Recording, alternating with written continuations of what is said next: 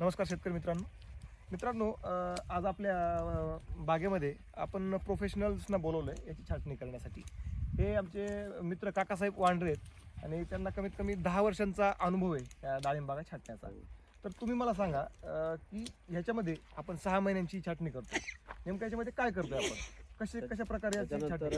त्याला पोकळी करायला पाहिजे. हां, पोकळी केल्यानंतर याला साईडचे काड्या येतात खाली वाकलेल्या त्या कट करायला पाहिजे. हां, त्यानंतर सगळा स्टॉप द्यावा लागतो ह्यो.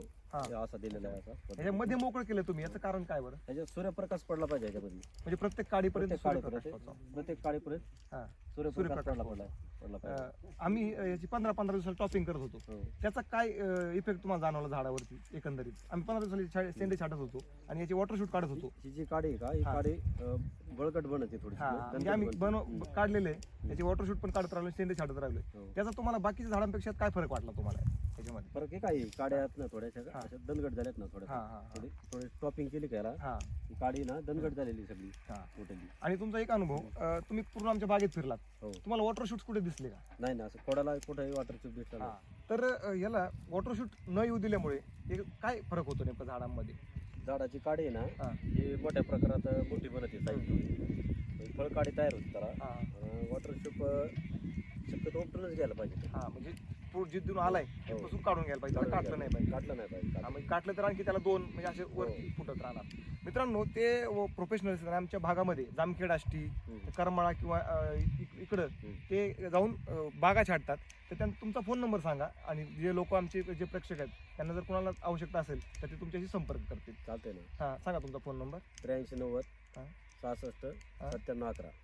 त्यांचा फोन नंबर आम्ही डिस्क्रिप्शनमध्येही टाकू. जर आपल्यालाही कुठं डाळिंबाच्या बागेची काही कामं करायची असतील, ते अगदी छाटणीपासून खत भरणीपासून ती बांधणी ह्या सगळ्या गोष्टी आपल्या पूर्ण प्रोफेशनलरित्या करून देतात. त्यांच्याकडनं आपण प्रत्यक्ष आता पाहूयात. ते झाड छाटायचं काम चालू आहे त्यांचं, ते कसं छाटतायत ते आपण पाहूयात. तुम्ही सुरू करा छाटायला.